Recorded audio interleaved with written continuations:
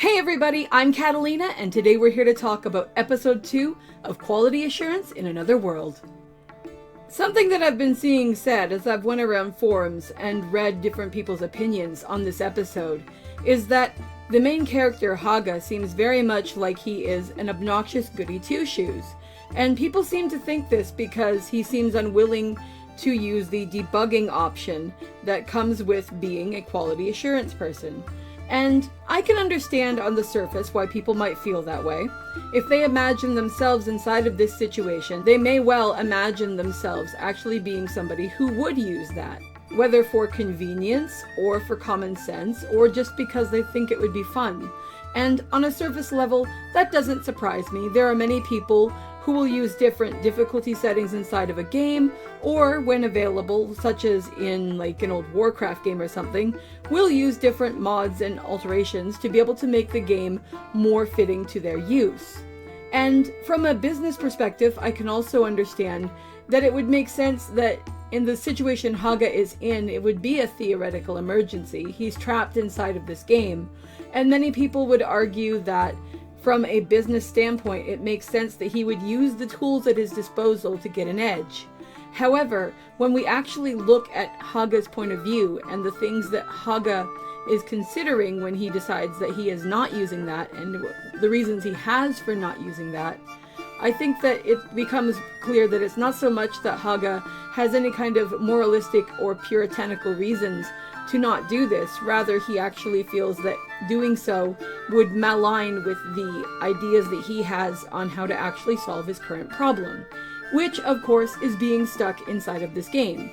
Haga believes that the best way for him to have a chance at potentially getting out of the game, the one thing he can do to retain what he thinks is his sanity, is to try and get rid of every bug and glitch in the game, because he thinks there is a possibility that it is a bug or a glitch that is potentially keeping him and the others from being able to return to their normal bodies. Now, that may or may not be true, but at least it gives him some form of framework that he's able to use to maintain some semblance of sanity in the face of everything that he's experiencing. And from his reaction to seeing the people die in episode 1, an event which he has seen before, it's very clear that being here as long as he's been here is taking a toll on Haga just as much as it is on different people. And when we consider morality and we consider Haga, he actually has 3 theoretical paths of morality that he could go down or that he could prioritize, especially as of this episode where he has teamed up with Nikola.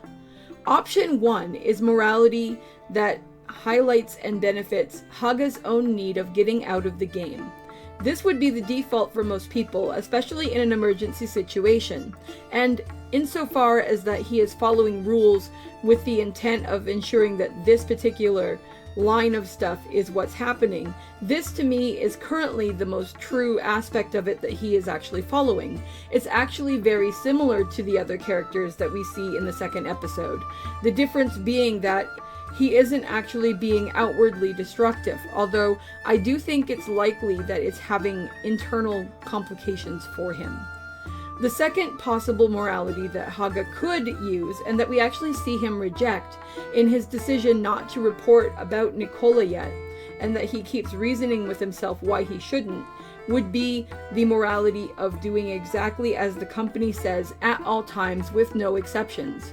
And initially, when we first hear him yelling at people about the fact that they've used the debugger mode and being frustrated about it, I can understand why a lot of people thought that this was probably the mode that he was using, and I can understand why that wouldn't be popular with most people. In a crisis situation like this, I'm sorry, but who gives a crap what McDonald's wants you to do? Nope, not happening. Your own survival would have to come first. So I do get that angle. But again, I don't think, especially based off of the treatment of Nikola, that that is actually the angle that Haga is taking. The last option, of course, would be to begin behaving as though this world was the real world and the world that actually took priority within Haga's actual state of being. For the old world to be discarded and left behind, and this world to become paramount. Now, I don't necessarily think that we have seen him reach this point yet, As far as I can understand, Haga is still, at this point in the story, very committed to the idea that he wants to go home. And that's understandable. However, now that he has actually and actively permitted a glitch to become part of his connections and interactions in the world, and with that glitch being a person that he is actually reasoning with, teaching, and we see at least twice now defending through Nikola, that attitude and that mentality as the story progresses is something which may change. And this is going to be one of the things, in my opinion, that makes Haga a very interesting and compelling character. Because he seems very normal and straight-laced for the most part from what we see at the beginning of this story. But now that something this fundamental and different has shifted in what he is experiencing, we're going to have the potential of seeing him grow and change in ways that we and he would not have predicted. The next thing that we need to talk about, and something I super like about the story, is actually the interactions between Haga and Nikola. And I like two things about them. I like the fact that these are basically two representatives of two different worlds, one being our world, the quote real world, and the other of course being the representative of the game or story world. Our world is normally considered to be something that is in flux, something that changes, something that is malleable, whereas this game world, if functioning in what we would perceive to be properly, should be predetermined and consistent and should be stagnant. You do something and it causes a result. If this, then that is basically the core context of coding when making a game. That's in the most simplistic of terms, but that's usually how things work. With Nikola now actually having some form of sentience or self-determination, having changed her quest code and now going on this adventure with him that has no tie or connection to what she was predetermined to do in the village, we actually get an interesting angle on a artificial intelligence or android-like behavior. And we get into the question of what does it mean to be human. Of course, as a video game character in physicality, she can't necessarily be human in the sense we would consider it in the real world, but when we ask about the concept of sentience or intellect or conscience, the fact that she has now started to be able to make her own self-determined choices does bring up the question of whether or not she has sentience, and as such, whether or not she would hypothetically be entitled to human rights. And we're going to have to see how the story progresses and just what consequences the characters face as they move forward in their own goals together and how they interact and everything. But I think that's going to make things very interesting, because I wonder how much more human the characters of this world have started to become to Haga, having been here for a year now, in comparison to what the real world probably looks and feels like to him at this point, like something far away and out of reach. We definitely see that in the other characters that we're introduced to in this episode, and we definitely see how they have altered their lives and how being here has affected them. The interesting question with regard to them is it that they came into this world and were able to finally obtain power that has created these darker tendencies in them, or were those darker tendencies always a part of their character? And yet it is only now in this situation where they've been given an opportunity that those things were able to be properly manifest. Which of course brings us to our final topic for this discussion, which is an examination of those other people that we meet and how they actually kind of mirror and how they provide different insights into the way that this world could be viewed and considered in comparison to our main characters, because these two dudes that we meet are absolutely no good. And I mean, it's crazy to see how they behave, because like they come in thinking they're going to recruit Haga, but the one guy, he starts it by frickin' stabbing him. I mean, this guy obviously has something going wrong upstairs. I mean, they all do from what we understand of what's told to us about their behavior, but starting with something that insane is actually really crazy. There is one thing I do want to note about this though, as I was watching the interaction, and what I noticed is that although Haga was stabbed, we don't really see him experience pain. Do these debuggers actually have some kind of immunity to pain, Or did my eyesight maybe just overlook facial expression? I'm curious. If anyone noticed anything, please feel free to share. But it was interesting how by the end of that altercation, where Haga protects Nikola, and then she is the one telling him, hey, you're hurt, and then he consumes medication that I am assuming is game-based potions that he gets as a debugger, we see that he is ultimately fine, but his lack of understanding that something happened to him, I don't know whether that was some form of emotional shock or whether, as I said, he doesn't actually experience pain. What kinds of abilities and limitations do these debuggers have of their own accord versus what do they actually get from debugger mode? That is something I'm very interested in seeing, and that I think will be determining a lot of the rules of combat and engagement and problem solving in the story as the series progresses. I wonder why they were so adamant on wanting to recruit him though. I mean, it's one thing if they're going around and they've found areas and they're doing their debauchery and they're terrorizing NPCs and everything.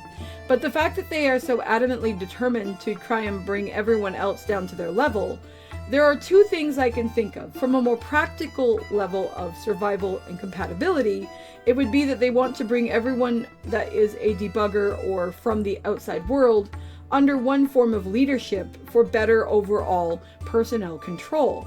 The other thing though, which is much more dark and sinister, but which would tie in with that first argument, is the idea that these people know they are scum, know in the real world what they are doing would be wrong, are giving themselves advantage in doing this in this world because they don't believe that this world is actually true or real, and they want to have other people be brought down to their level so that they can continue to not actually feel any kind of morality. I can't really picture much morality from the two dudes that we actually saw here, but the lack of morality does not actually make somebody exempt from wanting to avoid judgment from other people based off of their own morality. Bringing somebody down to your level, for lack of another way of describing things. And the thing I find interesting about this is while Haga has absolutely no interest in this, I love the way that he and Nikola end up dealing with one of these assailants. And I mean, I've seen a couple people actually argue that what happened to this guy was way too harsh, but no way. These people are like cutting through time and space to terrorize these people. And these people are evil, nasty bastards anyway. So, no, I was 100% A-okay with this guy getting the drop of eternity, potentially. And I thought that was really funny, as somebody who has designed and coded games before. Holy shit, bro. Like, that was wild.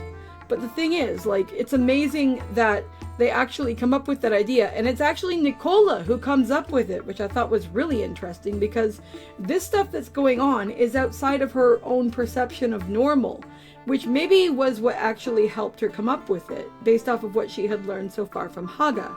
And then his willingness to actually go through with this, to do this to another, quote, human from the outside world, regardless of how vile and disgusting the guy had been highlighted to be, definitely shows that while Haga has certain rules and codes that he seems, at least for now, to follow, that he is not immune to theoretically getting his hands dirty in getting that tablet away from the guy, and then in being willing for him to go through the wall, and then lastly, and I loved this, by the way, being willing to pop through the wall to watch him fall to his freaking eternal doom.